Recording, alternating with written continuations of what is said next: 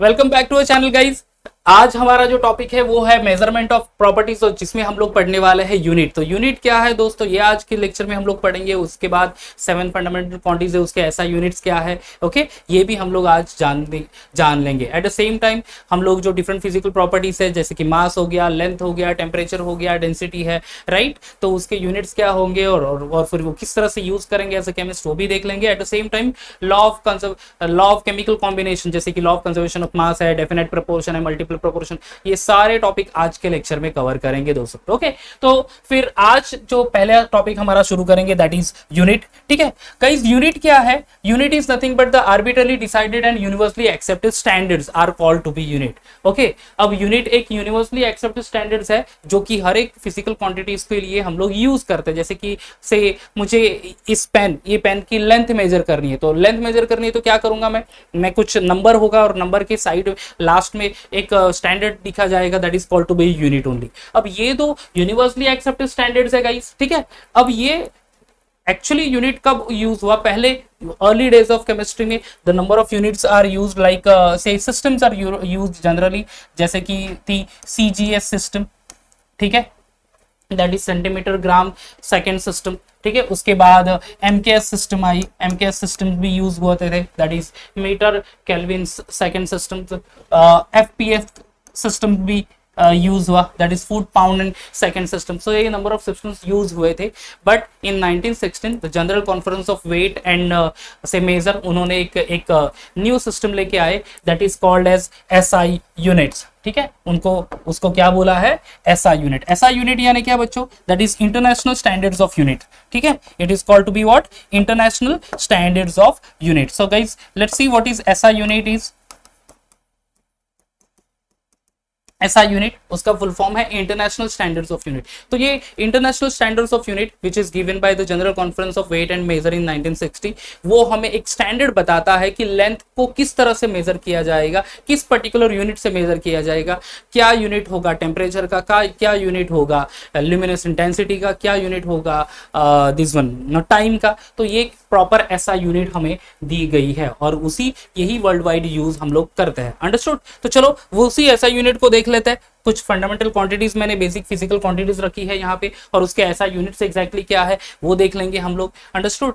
अब देखो, ये जो फिजिकल क्वांटिटी है कौन कौन सी है? लेंथ है, मास है, टाइम है, इलेक्ट्रिक करंट, थर्मोडायनेमिक टेम्परेचर हो गया, then amount of substance, luminous intensity, इन सब के यूनिट हम लोग पढ़ने वाले हैं दोस्तों, ठीक है। तो पहला स्टार्ट करते हैं with the length. Generally the SI unit of length is metre, ठीक है। SI unit of length is what? It is metre only. तो मीटर है ऐसा यूनिट, और उसका सिंबल है, ब्रैकेट में यहाँ पे सिंबल लिखता हूं, that is small M. Understood? याद रखना है बच्चों, ये आपको 1 मार्क के लिए हाफ मार्क्स के लिए क्वेश्चन पूछता है कि आपको as an 11th standard students आपको यूनिट टेस्ट में एक क्वेश्चन आ जाएगा कि what is the unit of following quantity, और शायद से 1-2 क्वांटिटी रख देंगे, लाइक से लेंथ आ गया, टेम्परेचर आ गया, तो आपको सिंपली उसका सिंबल या फिर उसका कंप्लीट नेम लिखना होता है ऐसा यूनिट का। तो ये यूनिट बहुत इंपॉर्टेंट है दोस्तों, ठीक है। तो length of SI unit is metre, symbol क्या है उसका? Small m. चलो next physical quantity, this is first one, ये फर्स्ट हो गया। ये second one, that is mass. Mass का ऐसा यूनिट है kilogram, which is denoted by sign small k small g, that is kg, ठीक है। मास जो है उसका ऐसा यूनिट क्या है? किलोग्राम है। Now the third basic physical quantity है, that is time. The SI unit of time is second, symbol है दोस्तों स्मॉल एस, ठीक है। Don't write capital S, capital S यानी सीमेंस हो जाएगा। Understood? So the SI unit is second, denoted by symbol small S. Small S है दोस्तों, ध्यान रखना टाइम के लिए, ठीक है। Now the fourth one is the electric current. The electric current is having the SI unit ampere, sign है capital A. Understood? Sign क्या है? Capital A. Next the fifth physical quantity, that is thermodynamic temperature. The SI unit of thermodynamic temperature is Kelvin, and the symbol is capital के। ठीक है, generally हम लोग degree Celsius में temperature note करते हैं। हर एक एवरीडे रूम टेम्परेचर कुछ अलग होगा, जनरली डिग्री सेल्सियस में हम लोग उसको मेजर करते हैं, but different units are there. Kelvin भी है, उसके बाद डिग्री सेल्सियस, उसके बाद डिग्री फ़ारेनहाइट। वो कन्वर्जन कैसे करेंगे वो हम लोग आगे वाले टॉपिक में पढ़ने ही वाले actually. But remember the SI unit thermodynamic temperature या फिर सिंपली टेम्परेचर का ऐसा यूनिट क्या है, केल्विन। सिंबल क्या है उसका दोस्तों, कैपिटल के। Understood? Now the fifth, the sixth is amount of substance. Amount of substance. Amount of substance क्या exactly express करेगा, कितना मैटर उस पर्टिकुलर ऑब्जेक्ट में है। Understood? और उसका यूनिट है मोल, MOLE। और उसका सिंबल क्या है दोस्तों, सिंबल है MOL। ठीक है, MOLE। See, the mole is represented by writing MOLE and the symbol is MOL। याद रखना उसको अच्छे से। And finally, the seventh fundamental quantity, that is luminous intensity. The unit is candela, denoted by small c small d। ठीक है, small c small d। देखो बच्चों, capital C small d मत लिखना कभी भी। Okay, this is cadmium. ये chemistry में ये एलिमेंटल सिंबल है कैडमियम, राइट। ओके, केमिस्ट्री एक इंटरेस्टिंग है। जो आप CO capital C capital O लिखो तो वो हो जाएगा कार्बन मोनोऑक्साइड, बट वही कैपिटल C और स्मॉल o लिखो तो वो एलिमेंट का सिंबल हो जाएगा, दैट इज कोबाल्ट। तो ये बच्चों ध्यान में रखना होता है हमें, राइट। तो क्या है symbol, small c small d। Understood? तो ये है, ये पूरे आप देख ले सकता है, length metre, mass kilogram, time second, electric current ampere, thermodynamic temperature और simply temperature kelvin, amount of substance that is mole, and luminous intensity क्या है, कैंडेला, CD।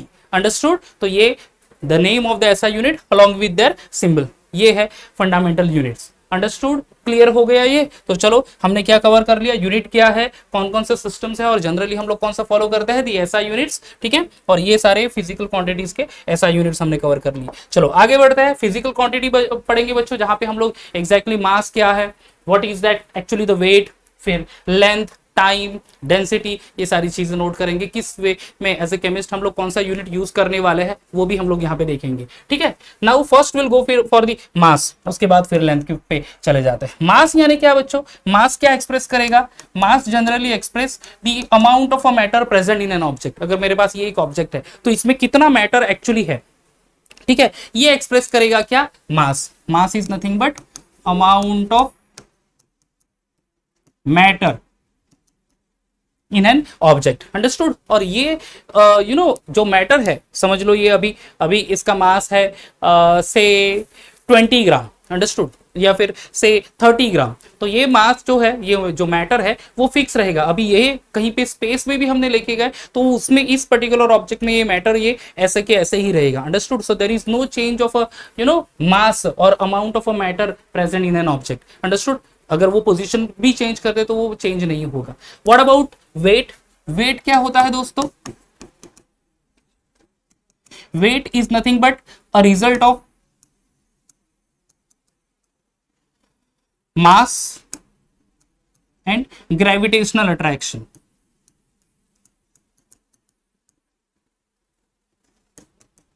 ग्रेविटेशनल अट्रैक्शन यानी ग्रेविटेशनल फोर्स कितना एग्जर्ट कर रहा है ऑन दैट पर्टिकुलर ऑब्जेक्ट, उसके ऊपर डिपेंड होता है। मतलब शायद से position area to area weight जो है वो चेंज होता जाएगा। अगर यही ऑब्जेक्ट मैं ले लेता हूं, इसका 30 ग्राम मैंने कहा मास है, बट यही मैं मून पे चला गया तो क्या होगा, ग्रेविटेशनल फोर्स अलग है। We all know that the gravitational force बहुत ही कम है या फिर ना के बराबर है, तो वहां पे इसका मास निग्लिजिबल हो जाएगा, सॉरी वेट निग्लिजिबल हो जाएगा। मास तो सेम रहेगा no doubt, but weight will be negligible. At the same time earth पे उसका जो वेट है ये 30 ग्राम है, बट वो वहां पे डिफरेंट होगा। So it depends upon the completely on the gravitational attraction और the gravitational force exerted by the certain moon और a planet on an object only. So जो अभी शायद आपको डिफरेंस पता चल गया होगा कि what is mass and what is weight. तो guys the mass is more inherent property actually. Understood? तो इसीलिए हम लोग कभी भी वही सब्सटेंस का से exactly number of proton and neutron measure करेंगे, दैट इज एटॉमिक मास कहते हैं, या फिर मोलार मास, मॉलिक्यूलर वेट क्या कहा जाता है उसको, तो वो हम लोग वे मेजर करेंगे। तो मास इज मोर इनहेरेंट प्रॉपर्टी। ठीक है, ऐसा यूनिट क्या है मास का, हमने देखा था क्या है, दैट इज किलोग्राम, बराबर है। बट एज अ केमिस्ट हम लोग instead of kilogram smaller unit भी यूज करेंगे, क्योंकि देखो बहुत बार हमें सोल्यूशन प्रिपेयर करना होता है ओके स्मॉलर कॉन्सेंट्रेशन में, तो कभी 1 ग्राम सब्सटेंस लेना है, कभी 0.63 ग्राम सब्सटेंस लेना है, तो स्मॉल क्वांटिटी ऑफ सब्सटेंस हमें लेना है। So instead of gram only हम लोग क्या यूज करेंगे, सॉरी किलोग्राम ओनली हम लोग क्या यूज करेंगे, तो स्मॉलर यूनिट भी यूज करेंगे, दैट इज ग्राम या फिर मिलीग्राम। अंडरस्टूड, ठीक है। चलो ये तो हो गया about mass and the weight. अब next the physical quantity that is length.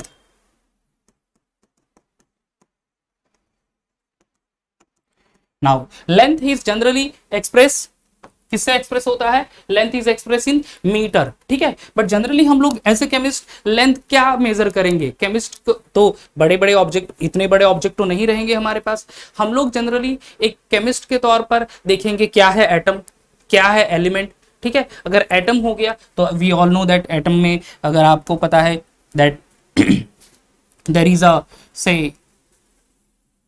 Nucleus, और न्यूक्लियस के अराउंड इलेक्ट्रॉन्स रिवॉल्व होता है इन अ सर्कुलर मैनर, बराबर है, ठीक है।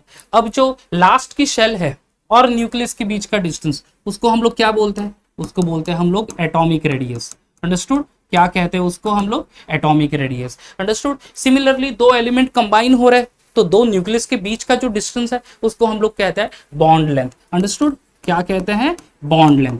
ओके, तो गाइस यहां पे हम लोग एज अ केमिस्ट लेंथ कौन सी मेजर करने वाले हैं, atomic radius of an atom, bond length ये मेजर करने वाले हैं गाइस। अब वो बॉन्ड लेंथ या फिर एटॉमिक रेडियस ये किलोमीटर में तो डेफिनेटली हम लोग मेजर नहीं करेंगे, उतना बड़ी तो वो वैल्यू है नहीं, उतनी बड़ी तो क्वांटिटी है नहीं। अंडरस्टूड, तो लेंथ का ऐसा यूनिट तो है मीटर, बट हम लोग स्मॉलर यूनिट यूज करेंगे, कौन सा, तो यूज करेंगे नैनोमीटर। क्या यूज करेंगे, नैनोमीटर या फिर picometre, which is denoted by PM, ठीक है। Nanometre that is NM, picometre यानी पीएम। अब नैनोमीटर कितना है, 1 नैनोमीटर, और रिलेशन मीटर का, मीटर से रिलेशन क्या हो गया, तो 1 nanometre is equal to 10⁻⁹ metre. कितना है, 10⁻⁹ metre. And 1 picometre is equal to 10⁻12 metre. Understood, ये रिलेशन याद रखना है बच्चों, ठीक है। क्या कि 1 nanometre is equal to 10⁻⁹ metre and 1 picometre is equal to 10⁻12 metre. Understood, ठीक है। तो ये समझ गए कि लेंथ एग्जैक्टली क्या मेजर करेंगे हम लोग,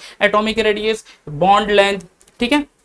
मॉलिक्यूल के बीच में गैप कितना है, that only will going to see over here. Even wave length, okay, एक पर्टिकुलर वेव है तो वेव लेंथ कितनी है, actually that will going to see, and that is actually measure in terms of a smaller unit like nanometre और a picometre. Clear हो गया, okay. चलो आगे बढ़ते हैं फिर। Next one is the volume, ठीक है। वॉल्यूम क्या एक्चुअली एक्सप्रेस करेगा, कोई एक पर्टिकुलर ऑब्जेक्ट है in all the 3 dimension exactly वो कितना स्पेस ऑक्यूपाई कर रहा है, वो हम लोग मेजर करेंगे with the help of volume only, ठीक है। तो कोई भी ऑब्जेक्ट हो गया, समझ लो ये मेरे पास पेन है, ये एक पेन है, ठीक है। तो इसको, इस पर्टिकुलर ऑब्जेक्ट का वॉल्यूम अगर हम मुझे मेजर करना है तो वॉल्यूम जनरली मेजर होता है मीटर क्यूब में, ठीक है। But at the same time smaller unit हम लोग यूज करेंगे centimetre cube. Understood, centimetre cube that is also और ml यानी millilitre. Guys as a chemist हम लोग वॉल्यूम मेजर करेंगे स्पेशली सोल्यूशन का, ठीक है। किसका वॉल्यूम मेजर करेंगे, सोल्यूशन का। अब सोल्यूशन आ गया, समझ लो कि मेरे पास है सोल्यूशन, तो 10 ml वाटर ले लिया मैंने, उसमें कुछ 1 ग्राम सॉल्ट डाल दिया, ठीक है। 1% सोल्यूशन हो गया वो, ओके, 10% सोल्यूशन हो गया, सॉरी, ठीक है। या फिर 100 ml वाटर ले लिया मैंने, कुछ ग्राम 5 ग्राम ऑफ कॉपर सल्फेट डाल दिया मैंने, बराबर है। अब यहाँ पे क्या हो रहा है, सोल्यूशन में एक कुछ वॉल्यूम है, बराबर है। तो उस वॉल्यूम का कुछ यूनिट, स्मॉलर यूनिट यूज करेंगे हम लोग, जैसे कि मीटर क्यूब ऐसा यूनिट, बट सेंटीमीटर क्यूब या फिर मिलीलीटर यूज करेंगे। रिलेशनशिप क्या है एग्जैक्टली, देखो याद रखना, 1000 cm³ is exactly equal to 1000 ml, that is equal to 1 decimetre cube which is equal to 1 litre, ठीक है। 1000 cm³, इसी का मतलब है 1 dm³, मतलब ही 1000 ml, मिलीलीटर मतलब ही 1 लीटर, ठीक है। इसको अच्छे से लिख लेता हूं यहाँ पे 1 लीटर, ठीक है। चलो तो गाइज ये बहुत अच्छे से याद रखना है आपको, जब आप 11th में, इवन आप 12th में भी जाओगे, जब आप न्यूमेरिकल्स करोगे तो बहुत बार आपको वॉल्यूम को कन्वर्ट करना पड़ेगा। सेंटीमीटर क्यूब में है तो उसको लीटर, डेसीमीटर क्यूब में कन्वर्ट करना पड़ेगा, या फिर ml में है तो उसको लीटर में कन्वर्ट करना पड़ेगा। वैसे वर्षा आपको वो मेथड फॉलो करने पड़ेंगे depending upon the numericals, depending upon the requirement only. Understood, okay. तो ये हो गया अबाउट द वॉल्यूम। अब चले जाते हैं on the next, that is density. Density क्या होता है बच्चों, density is denoted by rho which is the ratio of mass by volume, बराबर है। Density is denoted by rho and it is the ratio of mass to the volume of the object, बराबर है। मास का unit क्या है kilogram, volume क्या है metre cube, तो kilogram metre cube, kilogram per metre cube is the SI unit actually, but smaller unit use करते हैं हम लोग ग्राम पर सीएम क्यूब। क्या यूज करेंगे, ग्राम पर सीएम क्यूब और ग्राम पर ml, ये यूनिट यूज करेंगे हम लोग generally to count the density और to find out the density of any particular substance, ठीक है। Now the next property is the temperature. बच्चों ये बहुत इंपॉर्टेंट है गाइस, ठीक है, ये बहुत ही ज्यादा इंपॉर्टेंट है क्योंकि बहुत बार न्यूमेरिकल कब करेंगे 11th में भी, even in the 12th also, ये अच्छे से याद रखना है। ऐसा यूनिट तो केल्विन है, नो डाउट अबाउट दैट, ठीक है, ऐसा यूनिट क्या है केल्विन है, बट स्मॉलर यूनिट हम लोग degree Celsius as well as degree Fahrenheit ये भी हम लोग यूज करेंगे, understood. Now we can convert this kelvin to degree Celsius to kelvin as well, even degree Celsius to degree Fahrenheit as well, ठीक है, ये टेम्परेचर हम लोग कन्वर्ट करेंगे। तो क्या है फॉर्मूला देख लो, whenever you going to convert degree Celsius to kelvin, ठीक है, क्या कन्वर्ट करना है, टेम्परेचर है, समझ लो अपना आज का रूम टेम्परेचर है से 25 डिग्री सेल्सियस, ठीक है, तो 25 डिग्री सेल्सियस को आपको कन्वर्ट करना इनटू द केल्विन, क्या करना पड़ेगा प्लस 273.15, क्या करना है हमें प्लस 273.15। जैसे मैं बोल रहा हूं कि यहाँ पे degree Celsius to kelvin add करना है 273.15, तो इसका मतलब क्या है, अगर मेरे पास टेम्परेचर है 20 डिग्री सेल्सियस, ठीक है, if I want to convert 20 degree Celsius into kelvin, कैसे होगा, जो टेम्परेचर है 20 डिग्री, ठीक है, उसमें ऐड करेंगे क्या 273.15 नंबर सिंपली ऐड करना है, ठीक है, कितना हो जाएगा वो 293.15, तो 293.15 केल्विन, अंडरस्टूड। तो 20 degree Celsius is equal to 293.15 kelvin, समझ में आ रहा है, अंडरस्टूड। क्या करेंगे, डिग्री सेल्सियस टू केल्विन में कन्वर्ट करना है, सिंपली ये नंबर याद रखो, कितना 273.15, कितना है 273.15 ऐड करना है उस टेम्परेचर में, तो वो हो जाएगा इन terms of kelvin only.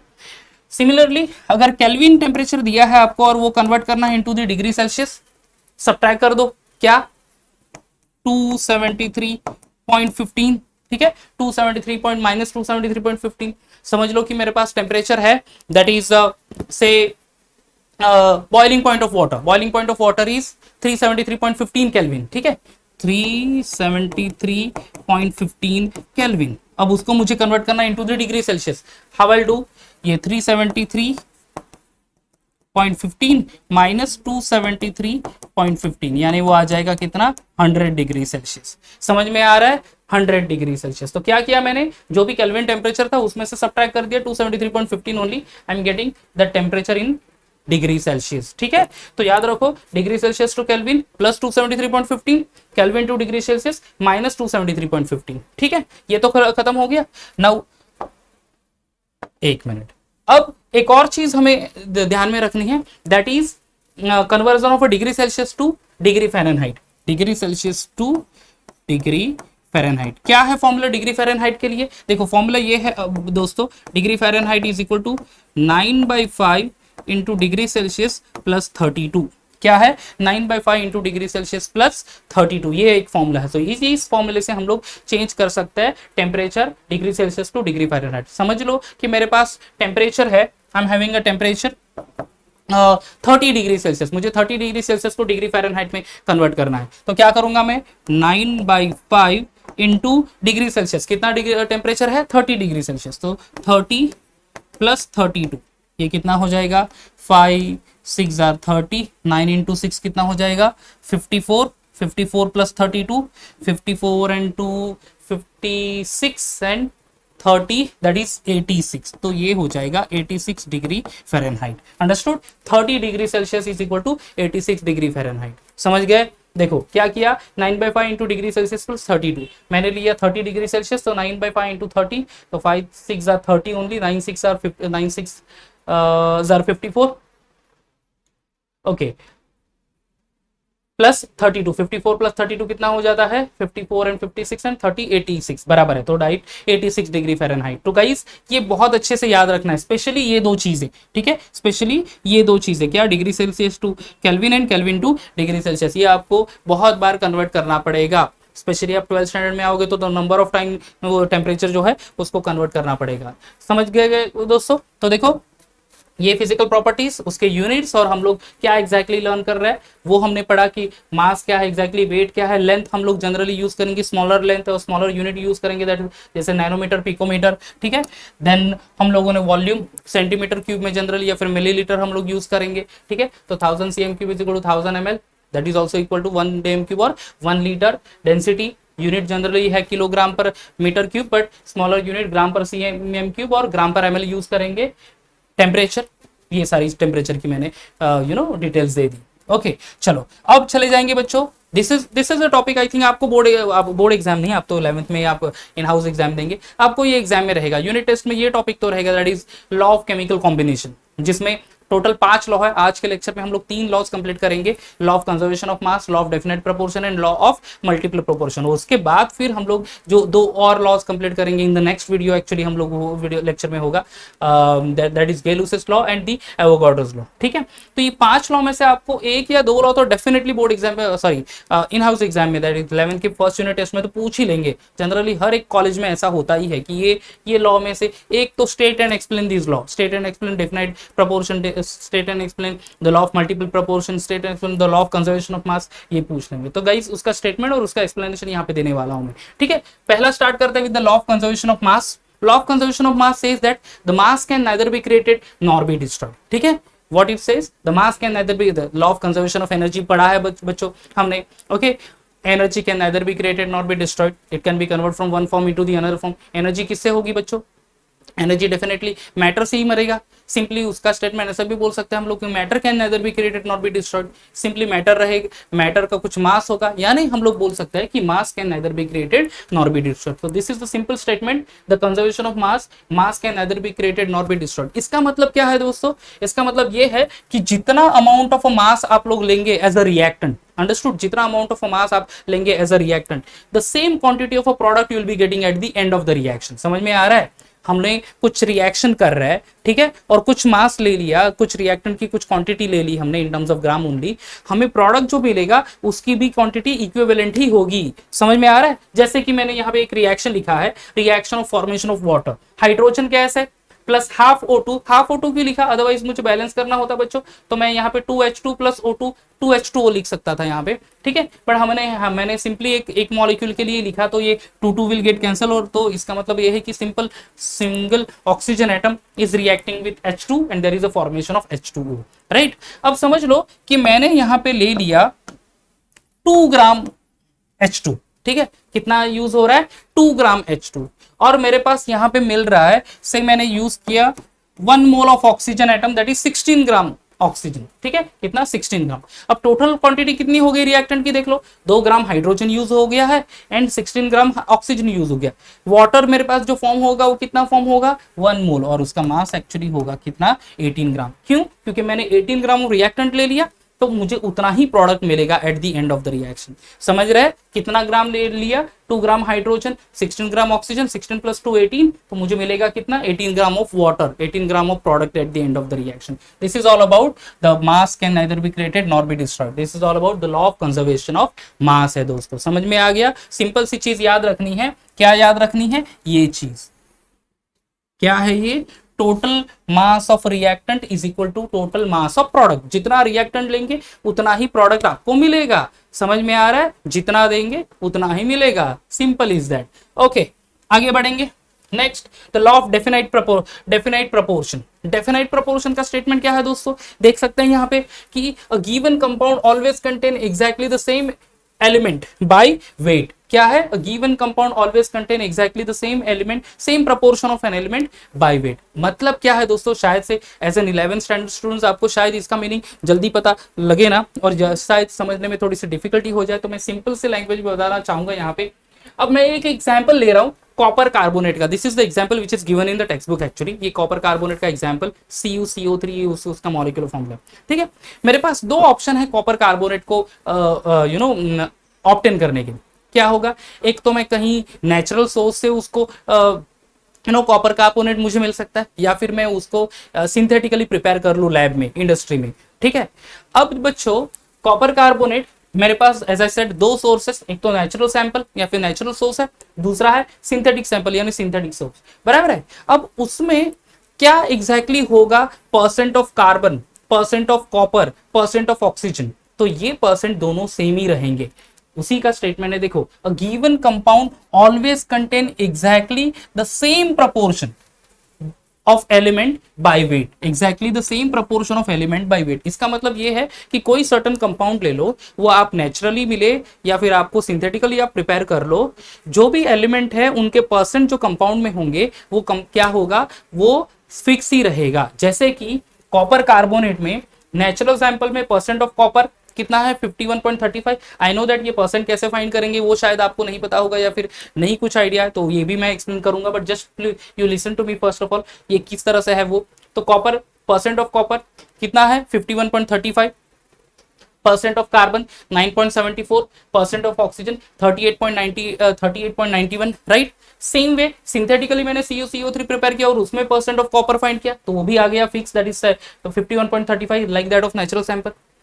Percent of carbon 9.74 and percent of oxygen 38.98। बच्चों परसेंट कैसे फाइंड करते हैं, चलो परसेंट कैसे फाइंड करते हैं वो भी बता देता हूं। यहाँ पे देखो कोई भी सब्सटेंस हो उसका परसेंट फाइंड होता है by the formula percent is equal to mass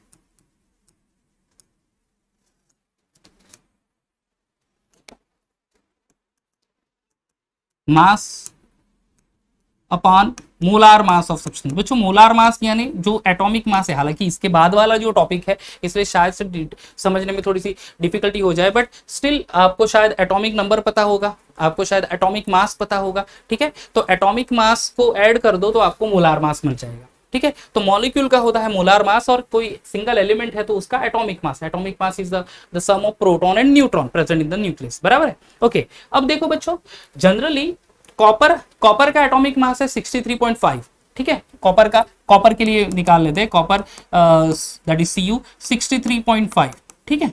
and molar mass of CuCO3, जैसे मैंने बोला molar mass is the addition of atomic mass, तो कॉपर का है 63.5 plus carbon is 12 plus oxygen का है 16, ठीक है। बट कितने ऑक्सीजन एटम है यहाँ पे, 3 ऑक्सीजन एटम है, तो ये हो जाएगा इंटू 3 यानी 48, तो टोटल आ जाएगा एक्चुअली 123.5 आ जाता है, ठीक है। कितना आता है मोलार मास 123.5, तो 63.5 डिवाइडेड बाय 123.5 ले लो आप लोग, तो आपको परसेंट मिलेगा वही, दैट इज 51.35, ठीक है।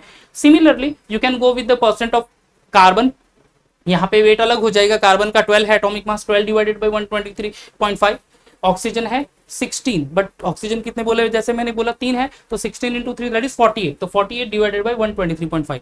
बट सिंपली ओवरऑल सिर्फ समझने जाए तो क्या समझना है हमें, कोई भी सैंपल आप सिंथेटिकली प्रिपेयर करो या फिर सैंपल आपको नेचुरली ऑब्टेन हो जाए, जो भी एलिमेंट है उसका जो मास होगा या फिर simply you can say percentage है वो फिक्स ही रहेगा, understood. Same way you can take the example of H2O में percent of hydrogen is 11.11% and percent of oxygen is 88.88%, overall 99.99% यानी ऑलमोस्ट नियरली इक्वल टू 100% होता है वो, राइट। तो ये परसेंट फिक्स ही होगा। अब वाटर मैंने आर्टिफिशियली प्रिपेयर कर लिया लैब में, या फिर वाटर मैंने रेन वाटर कलेक्ट कर लिया, आपने वाटर से फॉर एग्जांपल इंडिया से कलेक्ट कर लिया, आप किसी दूसरी कंट्री से गए वहां से वाटर सैंपल कलेक्ट कर लिया, फिर भी आपका जो परसेंट है हाइड्रोजन का वाटर में से वो आएगा 11.11% और ऑक्सीजन का आएगा 88.88%, अंडरस्टूड।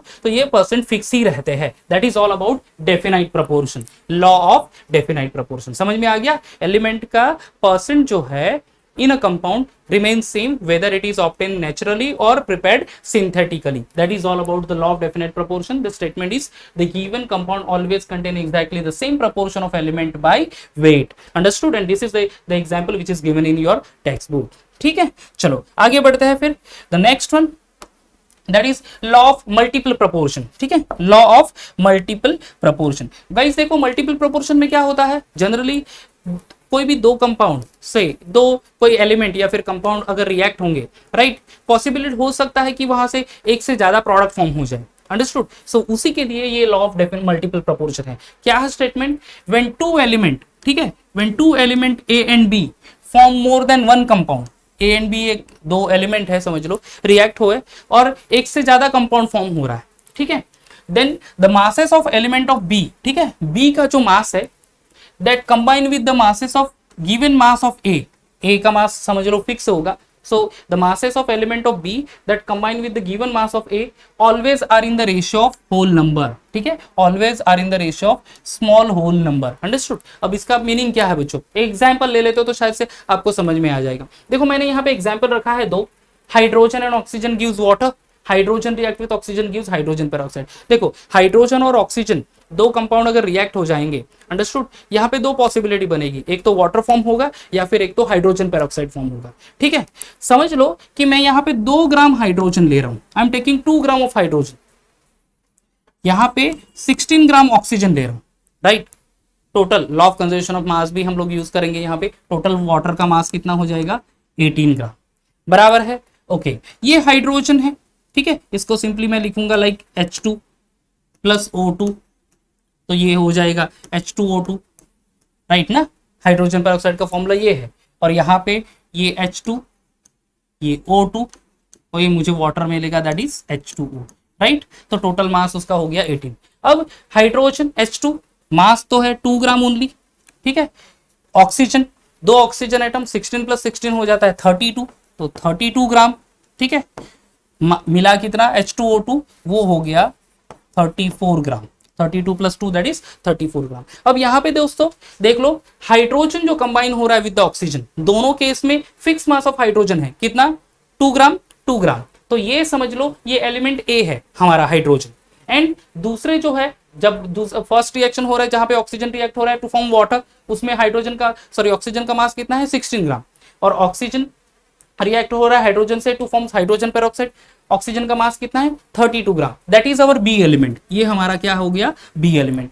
तो fix mass of hydrogen combine with the different mass of oxygen, तो ये मासेस ऑफ ऑक्सीजन जो है ये क्या होंगे, ये होल नंबर में होंगे. इन दोनों का रेशियो जो होगा वो होल नंबर में होगा. तो ऑक्सीजन का रेशियो कितना है यहाँ पे दोस्तों, ऑक्सीजन का रेशियो है 16:16:32, यानी हम लोग लिख सकते हैं इसको 1:2. तो 1:1 and 2 both are the whole number only. So the ratio मिल गया आपको किस में, होल नंबर में मिल गया. यानी कोई भी दो ऐसे एलिमेंट कंबाइन हो से दो से ज्यादा प्रोडक्ट फॉर्म कर रहे हैं, ये फिक्स मास ऑफ एक element combined with the different mass of the another element, so the masses of that second element always contain a ratio of whole number. Understood? Always contain a ratio of whole number. This is all about the law of definite proportion. Guys, आपको exam से के point of view से क्या करना है, ये statement जो है एज इट इज लिखा मैंने वो अच्छे से याद कर लेना है. एट द सेम टाइम ये आपको एग्जाम्पल आपको वहां पे देना है that H2 plus O2 gives water, then hydrogen plus oxygen gives hydrogen peroxide. Mass लिख देना है 2 ग्राम 2 ग्राम, यहाँ पे 16 ग्राम, यहाँ पे 32 ग्राम. तो guys 16 gram 2:32 gram that is 1:2. तो ये रेशो जो मिल रहा है, जो different masses of oxygen use हो रहा है और रिएक्ट हो रहा है with the fix mass of hydrogen, वो रेशो है होल नंबर में, सिंपल होल और स्मॉल होल नंबर में. Understood guys. तो गाइस यहाँ पे हमने 3 लॉज जो है वो कंप्लीट कर लिए. कौन सा, conservation of mass, law of definite proportion and law of multiple proportion along with the different physical properties. उसके यूनिट कैसे है एंड यूनिट क्या है exactly, what is SI units and what are the basic physical quantity और उनके SI unit क्या है, ये सारी टॉपिक हमने आज के लेक्चर में कंप्लीट किए हैं दोस्तों. ठीक है, नेक्स्ट वीडियो में गाइस 2 और लॉ बचे हैं, उसको कंप्लीट करेंगे. उसके बाद एटॉमिक मास, मोलार मास और ऑल थिंग्स हम लोग उससे अच्छे से कंप्लीट करेंगे. ठीक है गाइस, तब तक bye bye and take care.